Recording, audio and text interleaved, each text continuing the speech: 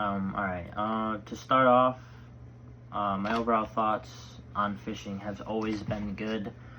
Ever since I was a little kid, I've been going fishing, and I was really excited to take this class when I heard of it.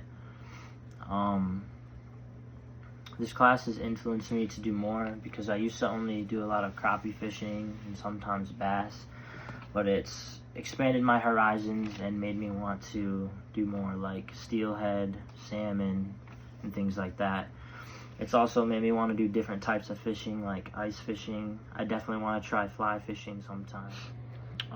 So the first reel that I have is the spinning reel. This is a pretty common reel, I feel like, and it's super easy to use. Everyone could get it. You can tell that it is a spinning reel because it's an open face. You can pretty much see everything. You'd use this type of reel with like a spinning rod. It has the guides on the bottom, and I feel like they're a little bit bigger, and it lets the line flow freely off with ease. So the next reel I have is a bait cast reel. It's not a very good one, but it'll work for this. These, unlike the spinning reel, these are not very easy to use. You have to have a lot of practice with them, but I've found when using this, I can usually have a more smooth and further cast with it over the other types of reels out there. You'd use this with a casting rod. The guides are on the top of the rod, and they're a little bit smaller, and I feel like you can have a more accurate cast using a bait cast reel and rod. Alright, so the last reel that I'm going to talk about is the spin cast reel.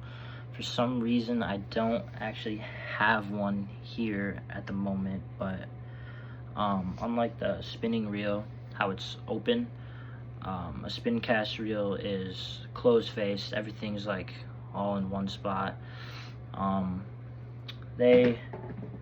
I feel like spin cast reels are usually used for like a beginner reel. I had one when I was a little kid, and they're super easy to use.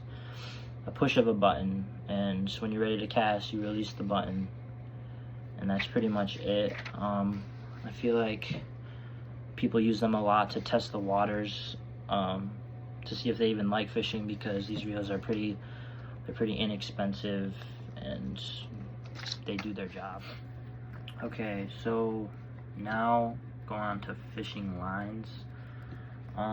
First one that I have would be fluorocarbon, and fluorocarbon has a pretty high density, so it's gonna sink pretty fast in water. The fluoro also allows a lot of light to pass through it, so it makes it less visible in the water, which is pretty helpful. So next I got monofilament. Mono is less dense than fluorocarbon, so it still sinks, but it sinks pretty slowly compared to fluorocarbon, which makes it good for topwater applications. Another pro is that it's a little bit stronger than fluorocarbon. With fluorocarbon, if you like tie knots in and stuff, it will weaken the integrity of the line, so you just gotta be careful with that. Next, I have braided line, and braid is usually very strong. It's probably, out of the three I've talked about, it's the strongest out of the three. It's pretty abrasion resistant. There's like little to no stretch, so that's very good.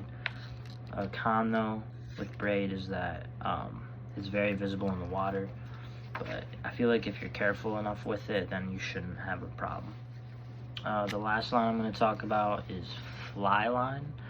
I've never went fly fishing before, but I feel like once you buy a pretty good fly line, like, it's probably gonna last a while for you. I know that unlike all the other ones, like to use weight and stuff to get them out of the reel, fly line, it is weighted. The line itself is weighted, so that's what actually takes it. I don't really see me professionally fishing or anything like that, but like I said before, I love fishing.